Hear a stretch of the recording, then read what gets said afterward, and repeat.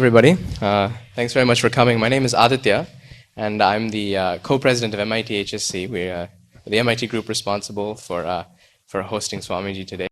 So here at MIT, we have a good tradition of science and engineering and very, very practical mindsets. But oftentimes we, as students and as people in the community, find ourselves grappling with the same questions that many people find themselves worrying about.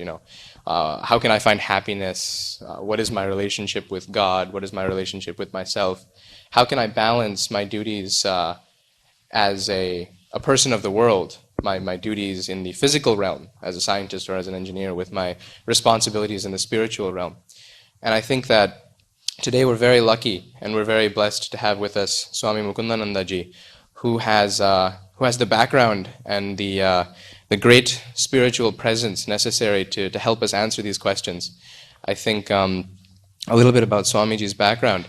He actually has a B.Tech degree from the prestigious Indian Institute of Technology at Delhi, and also an MBA from the Indian Institute of Management in Calcutta. So he's no stranger to the same material, physical lives and realities we all find ourselves pursuing. But in addition to that, he has managed to pursue and transcend beyond that into a spiritual path. And he's made achievements in each sphere which are just so momentous. And we're so glad that he's here today to help us synthesize these two realms just as he had, and hopefully enlighten us just a little bit. So Swamiji entered the spiritual realm under guidance from his Guruji, Jagat Guru Shri Kripalaji Maharaj, affectionately called Maharajji, and has also been the chief founder of a unified holistic branch of yoga, JK Yoga, Jagat Guru Kripalaji Yoga. And hopefully that the practice of that and the philosophies of it will help us all synthesize these physical and spiritual halves of ourselves into a unified whole. So with that, I'll turn it over to Swamiji and his discourse. I hope we all find it, I know we'll all find it very, very fascinating and enlightening. Thanks very much, Swamiji. It is indeed a pleasure to have this opportunity to communicate with all of you and share some interesting ideas. MIT is revered worldwide as one of the highest temples of technological education and research. When this program was getting decided, I was asked for some possible topics, and I made a list of topics. And the one chosen by the Hindu Students' Council was the one we see behind, technology for inner engineering. What is this inner engineering technology? What is its relevance to people like you who are so competent in your technological fields? And how can we utilize this other kind of technology to experience fulfillment, happiness, and satisfaction in our lives, and raise our lives to sublime heights? This is what we will be discussing today. The world around us is the phenomenal world, the physical world of matter, space, forces, and energy. And the technology that you all study and acquire relates to this phenomenal world. However, the Vedas inform us that there is another world where your technology does not reach. And this world is relevant to all of us. This is the world within you, the world of your own mind. You may say, Swamiji, is there a world inside me? I never knew it or thought about it. There is. It's a very huge world. You experience it in your dreams. At night, when you sleep, when the intellect rests, that is the time when you start dreaming. When the mind also rests, you fall into deep sleep. There are no dreams. But in that dream state, you are seeing, talking, hearing, touching, walking. How are you doing all this? Your 5 working senses and 5 knowledge senses are on the bed under the comforter. Your eyes are closed. With which eyes are you seeing in that dream? You are experiencing the world within you. In that world, it's possible sometimes you go all the way from here to India, to Hong Kong, to the moon, you start flying like a bird. There's a huge, deep world within us. This world is created by ourselves. The external world is created by whatever you believe, the Big Bang or the Creator, whatever. But this external world is one. If this is a microphone, it's a microphone for all of us. However, the internal world varies for all of us. One technologist has come out with a new discovery. He is exceedingly pleased with his technology. His colleague feels envious. This fellow, he's gone ahead. I wish I had been smart enough to get this idea. The same technology is giving happiness to one and misery to the other. So the technology relates to the external world. It's a reality. It's one. And the internal sentiments of happiness and misery that each person developed was their own internal world, which is different for all. So in our internal world reside our sentiments, attachments, love, hate, envy, tension, anxiety, values, emotions. This internal world is very important for all of us. Because if you think about it, the technology that you learn at the MIT will help you harness the forces of external nature, will help you utilize these things for the comforts of your body. However, the experience of fulfillment, happiness, and satisfaction is not dependent upon the external objects, but the state of your own mind. John Milton, the Western philosopher, had said, the mind is a place of its own, and in itself can make heaven out of hell and hell out of heaven. The mind is so powerful that sitting in heaven, it can make you experience hell. Sitting in hell, it can make you experience heaven. So technology will make the objects of happiness available to you, but the experience of happiness will come from the mind.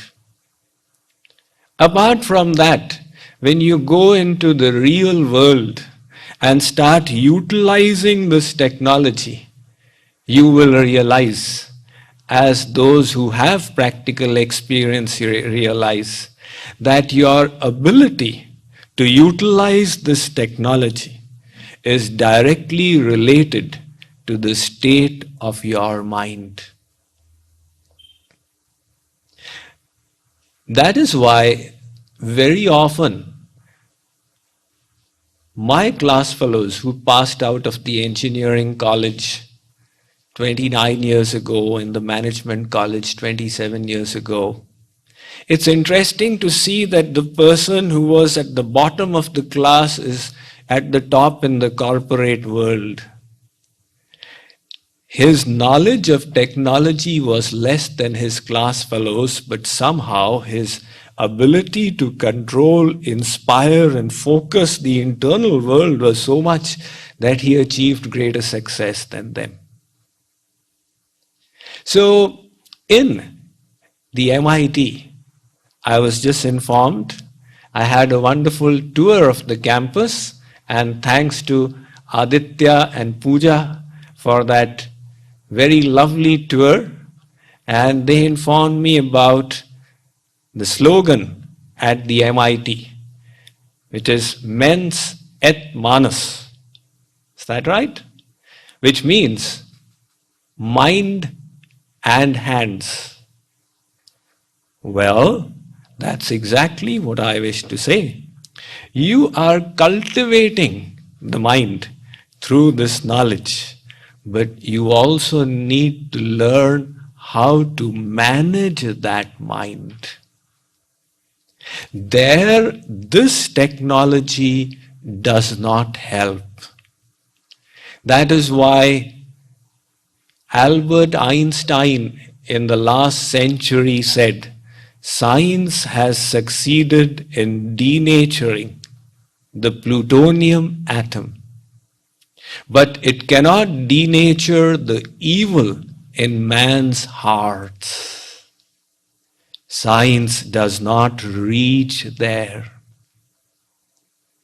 From the Vedic perspective, there has never been any conflict between the external science and the world within. They say, Dve vidye veditavye parachaiva paracha tatra para rigvedo yajurvedah samaved atharvangiras itihas purana shiksha kalpo vyakaranam niruktam chando jyotishamiti. They say there are two kinds of technologies. One technology related to the phenomenal world outside, and one technology related to your own internal world. Both these are essential parts of the human experience. There is no need to deny or contradict them.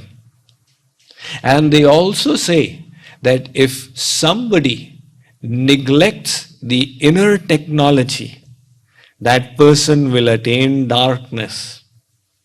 However, if the spiritual technologist neglects the external technology, he will attain a greater darkness. So you need to utilize both these, synthesize these to reach that final goal.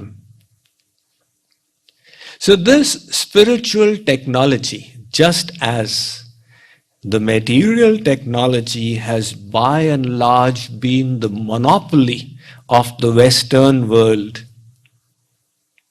Since the days of the Greek civilization, the Western world has focused on the external world, understanding it and developing technologies to harness it.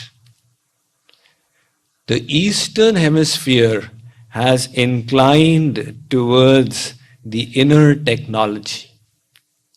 And there have been one after the other innumerable great such sages, spiritual technologists, who made this the focus of their study, experiment, and practice.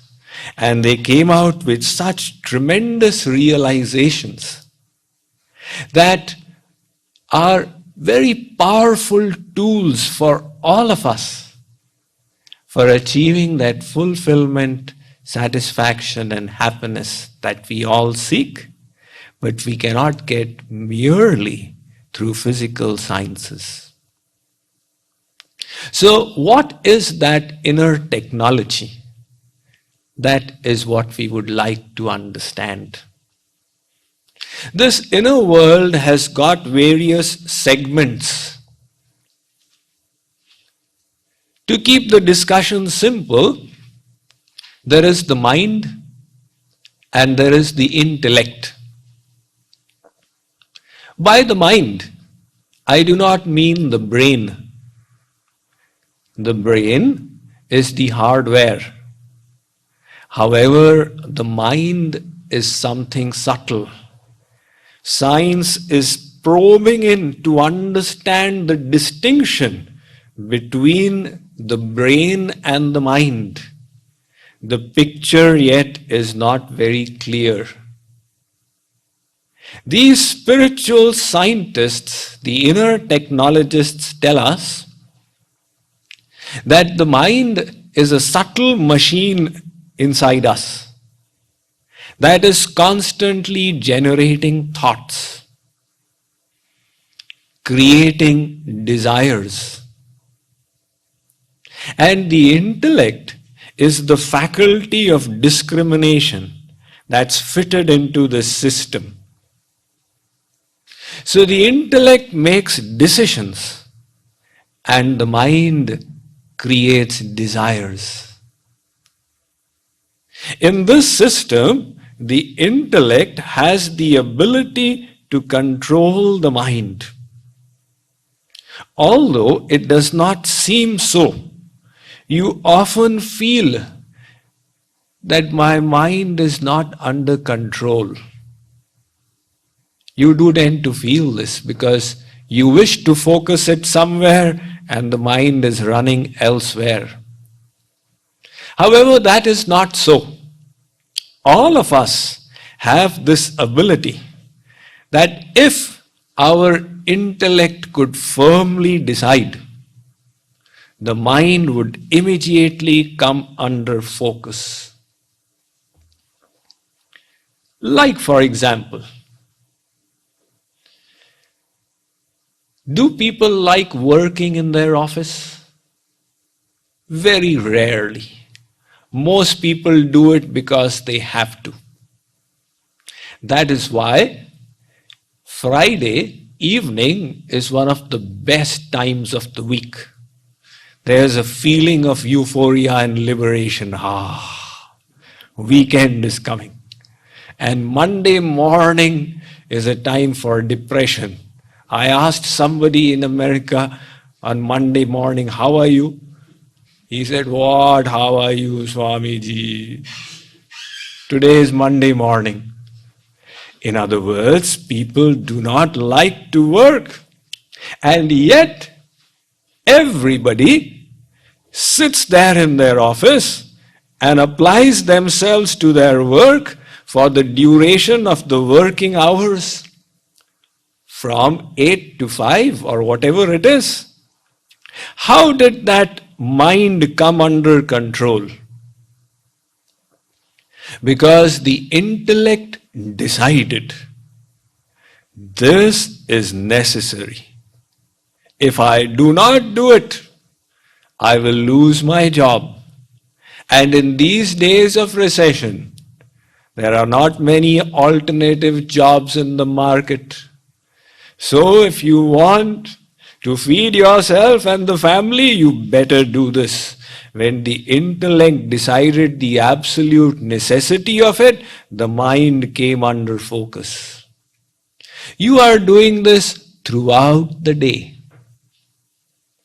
Your mind says, at 8 o'clock in the night, I would like to see that TV serial that's coming. The intellect says, tomorrow is your final exam, you better sit and study. So the intellect controls the mind and you sit and study. The fact that you have made it, the students, to the MIT is an indication of the extent to which you have exercised the power of the intellect over the mind, to dedicate yourself to your studies and excel in them. But the fact is, every student does this. Parents come to me, Swamiji, please explain something to my child. He doesn't apply his mind to studies. He keeps playing all day long. He's your child, why don't you explain to him? He doesn't listen to me. All right, my son, why don't you focus on your studies? Swamiji, I don't like it. Mind doesn't remain there. That is the nature of his mind. And the same student, when he sits in the examination hall to answer the question paper, for 3 hours he brings his mind into complete focus. He doesn't even look at the neighbors or peep out of the window. After 3 hours, the examiner has to pull the paper away. It's time up, please give it. Look at the amount of concentration that the student developed. How did this happen when his mind was so unfocused?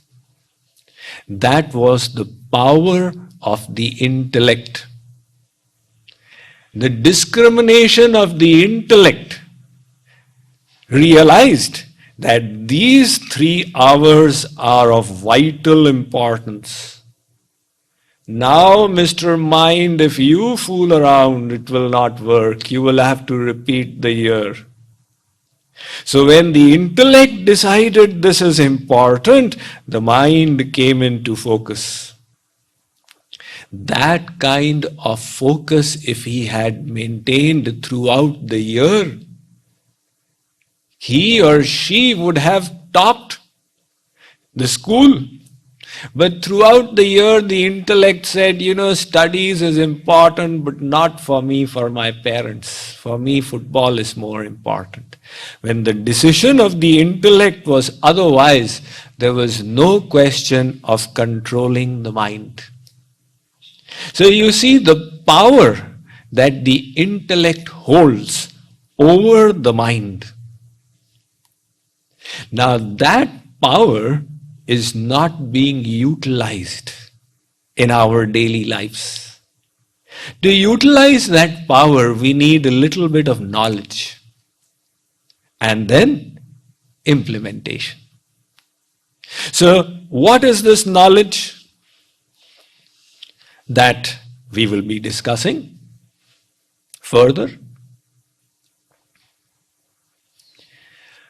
The mind that we wish to control and direct and channelize to attain our ultimate goal, this mind keeps on creating a number of desires. Some of these desires are beneficial for us. Some of these are detrimental to us. Some of them elevate us. Some of them degrade us. We all experience there are varieties of desires that are being thrown up by the mind. And it is in our best interest to reduce the lower desires and enhance the upper desires.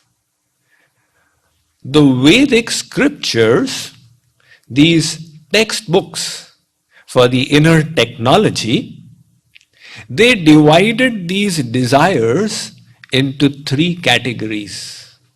In fact, the material energy, they divided it into 3 categories. Now, when I say material energy, they say that not only is this the material energy, the inner world is also created by the material energy. So that has 3 categories. The mode of goodness, or sattva gun, the mode of passion, or rajogun, and the mode of ignorance, or tamogun. So when the mode of ignorance dominates a person's personality, that person experiences the desire for violence, anger, intoxication, laziness, sleep, indolence. These are the general traits of the mode of ignorance. When the mode of passion predominates in a person's personality, it leads to intense desires for the objects of the senses, intense ambition for worldly enhancement, for prestige, for attainment of worldly objects. When the mode of goodness predominates, that leads to peace of mind, the desire to cultivate knowledge, the desire for compassion, for service. All these are symptoms of the mode of goodness. So we all have our natural disposition of our mind as it is characterized by these three modes. And we would like to eliminate the lower desires and to enhance or develop the higher desires. I mean, if you were given a choice, you would rather have a burning passion for knowledge than an incurable urge for ice creams. Because it would lead to the problem of obesity and then cholesterol and so many other things. So these desires get us into trouble and we wish to reduce them. And there are desires we would like to befriend. Desires that elevate our life, that raise it to sublime heights. But how to do this is a constant struggle. So these inner technologists gave us a wonderful understanding of how this system works. Now, I have read Western psychology. I have read all the works of Freud and Carl Jung and Adler and McClelland and Maslow, but I would like you all to hear the Vedic psychology. Now, how perfectly it describes the functioning of the inner system. See, these desires, they can have two ends. Either they will be fulfilled or they will be unfulfilled. If the desires get fulfilled, let's say if they get unfulfilled, what happens? It leads to anger. Let us say that the husband decided that he wants to really indulge his tongue today and have his favorite ice cream. And he went to the market, got 5 kgs of ice cream, placed it in the refrigerator, and went out for his 1-hour walk by the riverside to work up an appetite so that he comes back and then he can enjoy his ice cream even further. But after 1 hour, when he returned and opened the fridge, he found there was no ice cream. He got infuriated. He asked his wife, I had placed ice creams there, where have they gone? The wife said, my dear husband, didn't the doctor say your cholesterol is going high? I have thrown it into the garbage. What? You threw the ice cream? Now he became angry. What was the cause of this anger? The desire was created. There was an obstruction in its fulfillment that led to anger. Anger never comes by itself. Desire is the cause. One lady came to me, she said, Swamiji, everything is all right, but I have one problem. I have a lot of anger. I said, everything is all right? That's not possible. If the child is there, the mother must also be there. If you experience anger, that means there is this desire. So, if that desire is not fulfilled, it leads to anger. Now, what happens if it gets fulfilled? Let us say that he did find the ice cream there. And he did indulge in it. Ah, so nice. You had 5 spoons. Are you satisfied? No, I want more. All right, some more. Another 5. Enough? No, I want more. All right, you had 25 spoons. Enough? Yeah, today it's enough. But after 3 days, I want more ice creams. So the Vedas say the nature of this desire is such. If you fulfill it, it will be extinguished for some time. Then it will come back with redoubled intensity. In other words, it will lead to greed. न जातु कामः कामानाम् उपभोगेन शाम्यति हविषा कृष्णवर्त्मेव भूय एवाभिवर्धते. This is the Bhagavatam stating. Actually, the Buddha also made desire the entire focus of his analysis. And he explained it as the cause of misery. So the Bhagavatam verse that I stated, it says that if you try and extinguish fire by pouring clarified butter on it, for a moment it may get extinguished, but after that it will blaze up even more. Such is the nature of this desire. That is why the Vedic literature has gone to this extent of saying that if some fortunate spiritual scientist, if some fortunate soul can totally eliminate desire, that person becomes like God. Yada sarve pramuchyante kama yesya hridishritaha atha martyo mrito bhavatyatra brahma samashnute. Brahma means God. Yo na kamayate kinchit brahma bhuyaya kalpate. The previous verse was from the Upanishads and this is the Mahabharata. Brahma bhuyaya. That person who has given up desires becomes like God. So these desires have 2 consequences. On fulfillment, they lead to greed. All right, everybody is with me?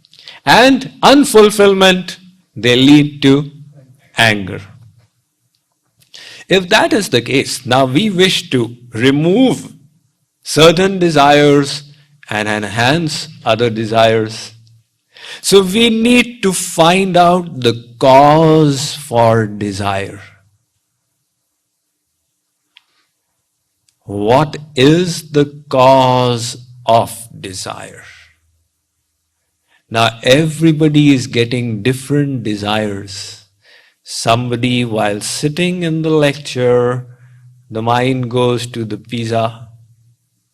Somebody while sitting in the lecture goes to the football game. Now everybody is experiencing different desires. What is the cause of these desires? It's very interesting. The Bhagavad Gita says, Sangat sanjayate kamah. It's not as you would commonsensically think that intrinsic qualities of something are creating desire. The cause of desire is the attachment of your mind.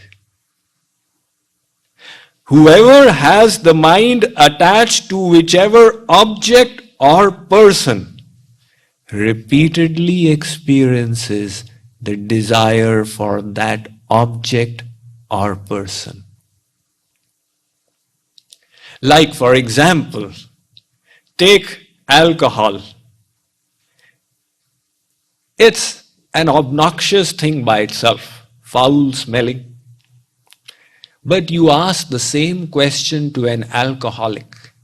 He says, who says it is foul smelling? The moment I go by the pub and I get a whiff of the whiskey, I start swaying from side to side. Now, because of the attachment of the mind, that alcoholic is experiencing the desire. Let me clarify through another example. There are mothers also sitting here, fathers also sitting here. You hold your child, you smell your child, you place your nose on the child's cheek and head, and you feel very joyous from the child's bodily smell. Supposing I was to tell you to hold your nose on your neighbor's body for 10 minutes, could you do it? Swamiji, there's a smell. You're getting a smell from your neighbor. You don't get this obnoxious smell from the child. I should, but I don't get it. I don't know why. Your mind is attached. In that attachment, even a foul smell has become a wonderful aroma. One mother, her son got lost in the fair. She went to the police booth and said, I have lost my child. The policeman said, Mother, 5 lost and found children have been brought here. Take a look, which of them is yours? The mother looked, none of them is my child. The policeman said, Mother, how does your child look like? Well, he is blind in one eye and slightly paralyzed. So his face is contorted on one side and his hand also is affected by paralysis. He keeps it like this and he walks with a limp. The policeman says, how stupid, mother. You saw such beautiful children. Why don't you just lift any of them, hug them and experience your motherly affection? Why are you desiring this contorted, ugly child of yours? The mother says, Mr. Policeman, you will not understand a mother's heart. I will only be able to sleep after I see that ugly, contorted child of mine. The mother doesn't want just beauty. She wants her child in which her mind has got attached. So, wherever your mind has been attached, that is the desire that you experience again and again. And when the desire is created,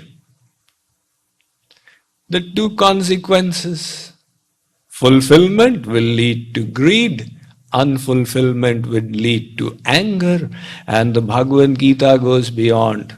Krodhat bhavati sammoha, sammohat smriti vibhramaha, smriti bhranchat buddhinasho, buddhinashat pranashyati. It says from anger will come delusion. From delusion will come bewilderment of memory. And when the memory is bewildered, the intellect will be ruined. And when the intellect is ruined, that person will be lost. Lost, in other words, suffer a downfall. So all this has stemmed from the attachments. Now, if that is the case, what then is the cause for attachment? I am taking the logic back step by step. And when I speak in the MIT, I am confident that the listeners, they have They will be able to follow the logic right down till the end. What then is the cause of attachment? Everybody is attached to different things. Somebody is attached to corporate success to the extent they ignore family life. Somebody is attached to the wife or the husband. Corporate success is insignificant. Somebody is attached to games. For somebody, it's money, money, money all day long. What is the cause of attachment? You see, we have not thought about it because our focus has been the external world. The cause of attachment really is very simple. When we repeatedly contemplate that there is happiness somewhere, when we repeatedly think there is happiness here, there is happiness here, this repeated contemplation of happiness in any object or person leads to attachment. After all, how did a person get attached to cigarettes? If the person thinks about it, when he or she went to college and experienced the newfound freedom, he saw, my class fellow has got the cigarette dangling in his hand and he's creating these smoke rings. His personality is appearing very impressive. If I do the same, I will also be impressive. In other words, he contemplated happiness in that pipe which creates smoke. Such a ridiculous thing, but he contemplated happiness there. And he tried it out. But it was a terrible experience. He coughed. His eyes watered. It was foul smelling. But then he kept repeating this thought. No, there is happiness there. My friends get it. I will also get it. That repeated contemplation is what created the attachment. First it was one a day, hiding under the staircase and the restroom from the parents. And then after that, 2 a day, then 3 a day. Then it formed a link. One is over, he wants the other. That is over, he wants the next. Now he has got attached. This was created by his own repeated contemplation. Somebody contemplated happiness in tea. You know, when I tell people that, why do you take tea? It's not beneficial for health. The chemicals in it are not conducive for good health. Why do you take it? They say, Swamiji, if I don't take tea, my head will feel dizzy. Tell me, when nobody was drinking tea in this world, was everybody feeling dizzy? There was a time when tea was drunk only in England. However, when they ruled the world, they pass on the habit to others. I hear from my parents that in India people were given tea free of charge. And later on, when they started getting addicted, they were charged 1 paise. Then it became 2 paise. And now people buy that little cup of tea for 5 rupees from the railway station. Now they have got attached. So that attachment which got created was by this process of repeated thinking, repeated contemplation of there being happiness somewhere. So the whole chain becomes clearer. If we repeatedly think there is happiness somewhere, it will lead to attachment. And from attachment will come desire. From desire will come greed and anger. We seem to have got almost at the end of our research. Why now? Ponder over this point. Why do we repeatedly contemplate that there is happiness anywhere? Why does this contemplation take place? That, the Vedas say, is our very nature. That is the nature of our being.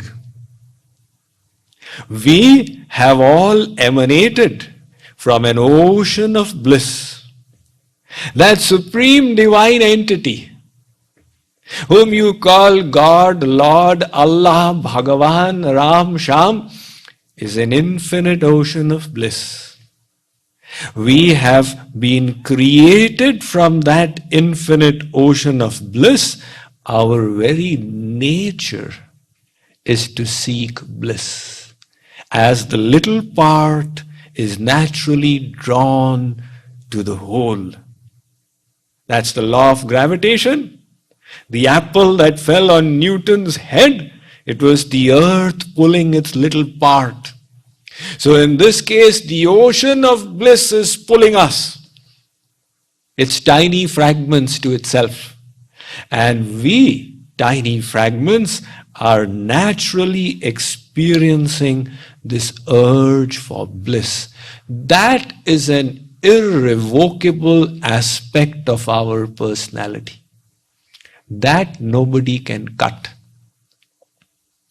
You practice spirituality for ages. You practice science and technology for ages. You go to any portion of this world. You will never be able to do away with this urge to experience bliss and happiness. So this urge for bliss is natural to us. That is why somewhere or the other, based on the environment we get, based upon our tendencies carrying over, we contemplate, there is happiness here, there is happiness here. And once we have done that contemplation, the whole chain is now irrevocable. It will lead to attachment, which will lead to desire, which will lead to anger and greed. So when this urge for happiness is intrinsic to our being, how then do we tackle this process and utilize it for our benefit? Once we have understood the sequence, it can be put to our use. Now, without understanding the sequence, people endeavor. Give up anger. Give up anger. How do I do it? Is it some kind of a garland that I take it off and put it? I've given it up. Tell me how to give it up. You know, William James, he created a formula. He said there are two things. One is desire and one is the objects you have. If desire is a lot, the objects are less, you will be unhappy. If the objects are plenty, desire is less, you will be happy. So he said, reduce desire. Now, if I had a chance, I would ask him, that's all very well, but please tell me how to reduce desire. There was once a centipede that developed arthritis. Now imagine. A human being with arthritis, how painful it is, and a centipede with 100 legs having arthritis. So an owl was passing by. The owl looked at the centipede and said, you know, I'm feeling pity on your condition. Can I make a suggestion? The centipede said, go ahead.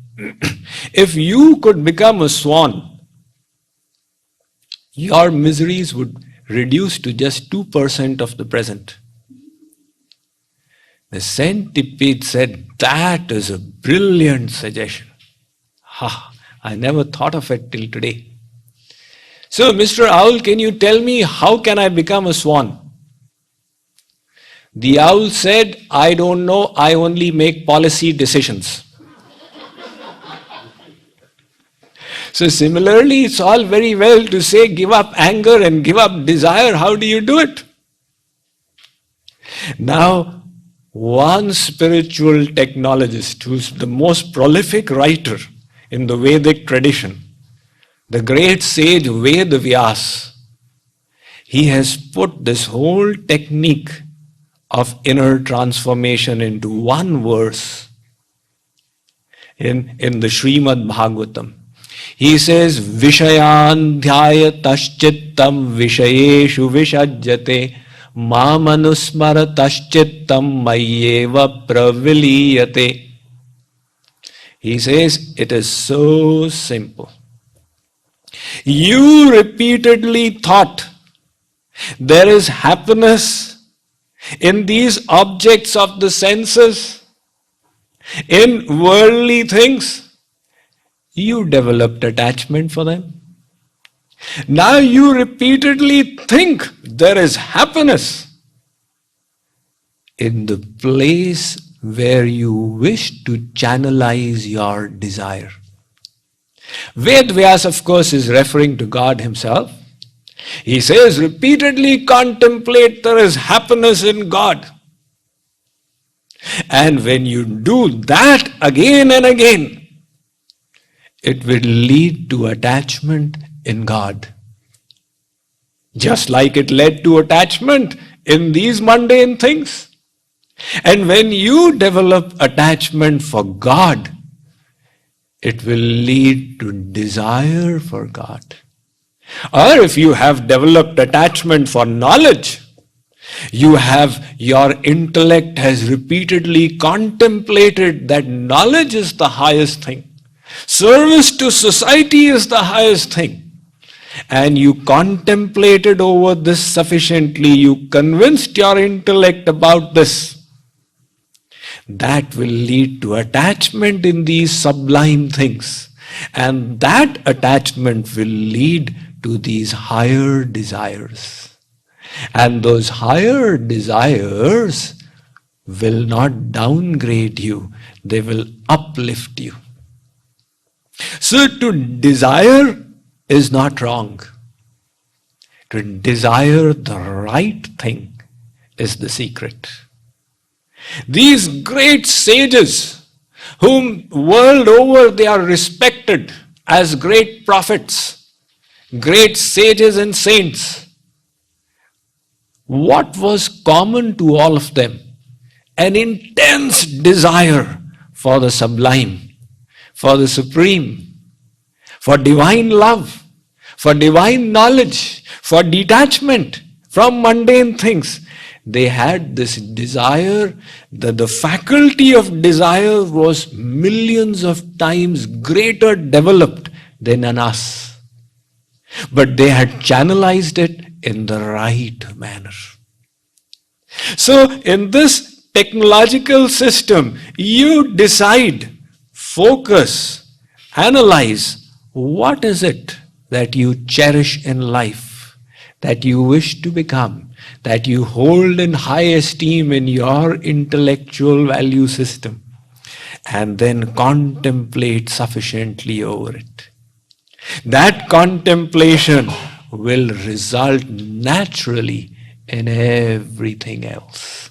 When you develop the intense desire, sa yat kamo bhavati tat kratur bhavati, yat kratur bhavati tat karma kurute, yat karma kurute tadapi nishpadyate. The Vedas give this formula for motivation. They say when you have an intense desire, you will make a determined resolve. When you have a determined resolve, you will put in intense effort. And when you put in intense effort, that is how you will become. Now the problem is, without understanding this system, we allowed our intellect to wander away. We allowed our intellect to do its work in an unguided manner. And if we can understand this, we can guide the intellect and through the intellect guide the mind. So finally, I would like to present this model that is given in the Kathopanishad. Atma nagvam rathinam viddhi shariram rathamevathu buddhim tu sarathim viddhi manah pragrahavan nara indriyani hayanyahur vishayans teshu gocharan atmendriya manoyuktam bhoktetyahur manishana. The Kathopanishad is stating that there is a chariot. It's referring to your body as the chariot. This chariot has got horses, 5 horses. There are reins in the mouths of the horses, from the mouths. The reins are in the hands of the charioteer, the driver, standing there. And there is a passenger sitting behind. Now, ideally, the passenger should instruct the charioteer, come on, this is my desired destination. And the whole contraption will go in the desired direction. But here what is happening is that the passenger has gone to sleep.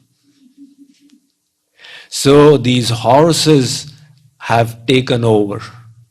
The horses say, we wish to go there, we wish to go there.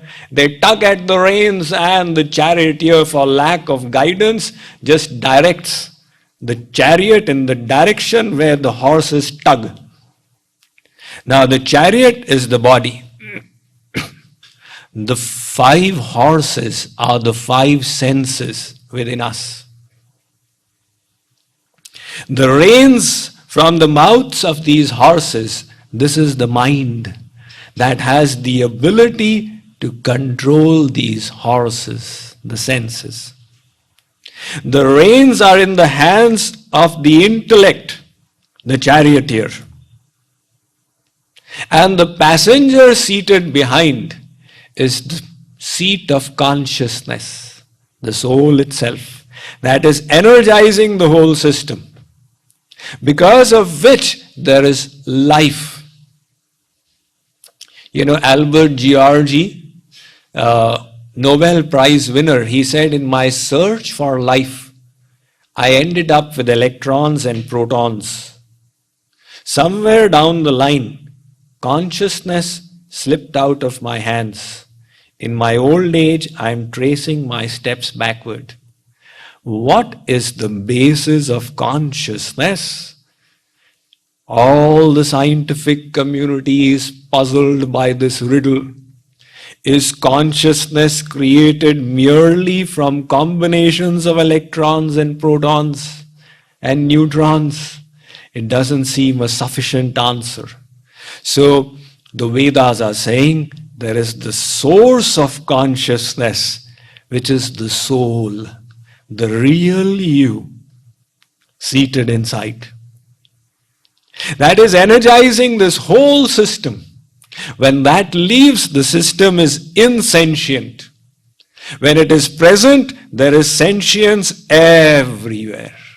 You prick a thorn into the finger, oh, what happened? It's paining. There is life. There is sentience. Similarly, the mind, intellect have all been energized by the presence of that seat of consciousness, the soul. Now the problem is the soul is sleeping.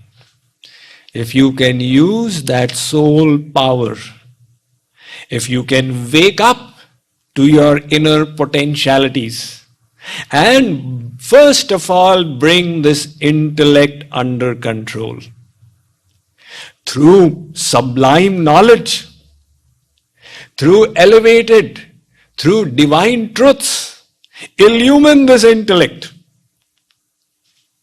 And then utilize that illumined intellect. Guide the intellect. Don't let the intellect roam without guidance. And then use that intellect to control the mind, as we had discussed, by repeatedly contemplating the place for happiness which you cherish, and then utilize the mind to rein in the 5 horses, the senses. In this manner, the Vedas say, use this machinery that has been granted to you to cross over this vast material ocean and reach your final goal, final destination, which is God, which is the Supreme Lord Himself. Thank you all so much. So I have a couple of questions. So one question is, so I understand everything you said. Why do you think we come from God into this world? I mean, what's the purpose? There must be a purpose, otherwise it all seems quite pointless. That's one question. Because if the point is you come from there and then you like travel and you go back, and the way to be happy is to get back, so why did you leave to begin with? And the second point is, I think quite a large number of people, maybe at MIT in particular, they have quite a very developed intellect in a particular area, let's say, you know, math or physics or biology, whatever they're working on. And the intellect is very developed and controlled in that area, but that frequently does not correspond to the intellect also being developed in other areas, which on a human level might be even more important.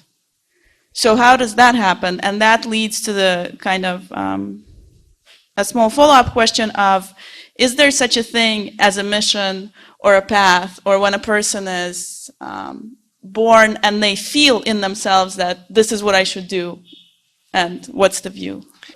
What's the point of it all? That's a question that is, you know, all pervading. Everybody asks that. 15 days ago, I was in Stanford speaking on science and spirituality. The same very question was almost the first to come up. It's natural when you see all this maze around, you wonder, why are you here? Well, a very beautiful story that I heard of, which kind of appeals to me to answer this question. There was a billionaire. This billionaire had a 15-year-old son. One day, the father was out of the office and the son was scavenging the office when he came across a newspaper, which was 15-year-old edition. And there was an article there, billionaire adopts orphan child. That boy was shocked. Does this refer to me? There's my father's name and the age, date matches. When his father returned, he asked him, Father, is this article correct? The father said, yes, it is. He was downfallen. The son said, Father, I'm not your child. No, my son, I adopted you. Why did you do that? So the father said, Son, I'm a billionaire. I have got everything that money can buy. But I did not have anyone to share this with. I have adopted you so that I may be able to give you everything that I have. So similarly, our source, that Supreme Lord, like I said, is an ocean of infinite bliss. He is perfect and complete in Himself. However, out of His creativity, He creates His tiny little parts so that He can share with us everything He has. His divine knowledge, His divine bliss, His divine love. However, He wants us to work our way towards that creation. And the Vedic perspective is not of one lifetime. It says it's a journey that did not begin upon birth. It's continuing from lifetimes. You are slowly, over multiple lifetimes, attaining that perfection. And if at present the experience of misery is greater than that of bliss, you may feel discouraged and say, oh, it's so useless. But if you could know the whole design and what you would get at the end of it, you'd say, oh, so wonderful, so amazing. One day I will have that infinite love, bliss of God. So I see you wear this garb, the saffron garb. What is the purpose of this, and why is this specific color? This is a very well-known color among other Swamis also. I happen to know what it is, but I just wanted to know why you choose this specific color also. What I have described to you here is really pure knowledge, principles that are non-sectarian and non-culture specific.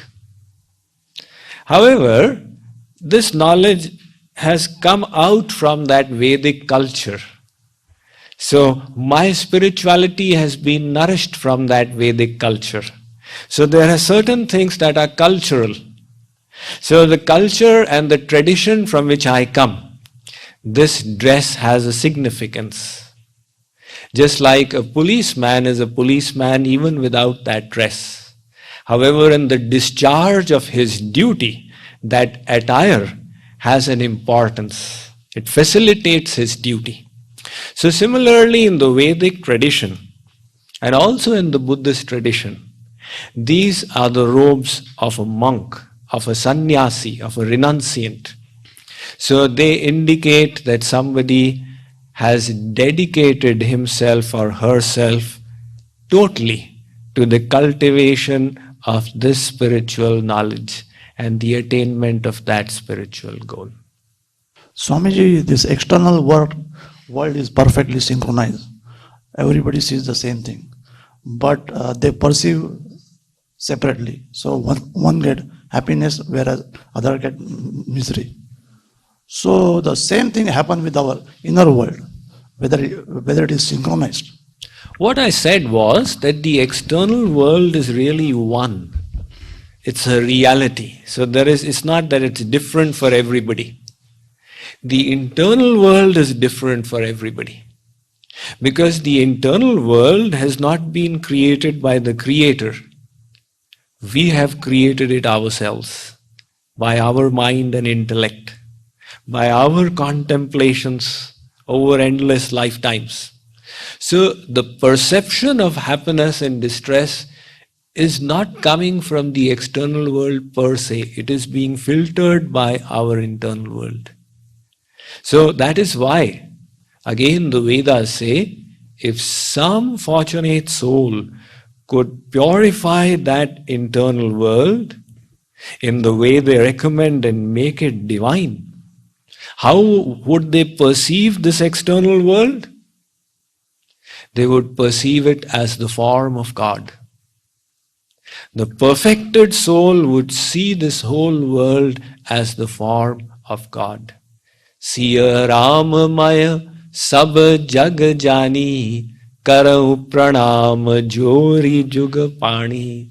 Hanuman states that I see the Supreme Lord seated in everybody. Hence, I fold my hands and offer my namaskar to everyone. Okay, so just coming back to your question, you said that in the MIT people have developed their intellects in certain directions. So that is why at the beginning of this discourse, I emphasized that you need to understand the importance of this to your life. You see, it is lack of this spiritual knowledge that created a lopsidedness. And very often people have not been exposed to this knowledge. So that creates this lopsidedness. When it comes to education, education is considered as only education related to the phenomenal world. But there is another aspect that is so important that we are neglecting.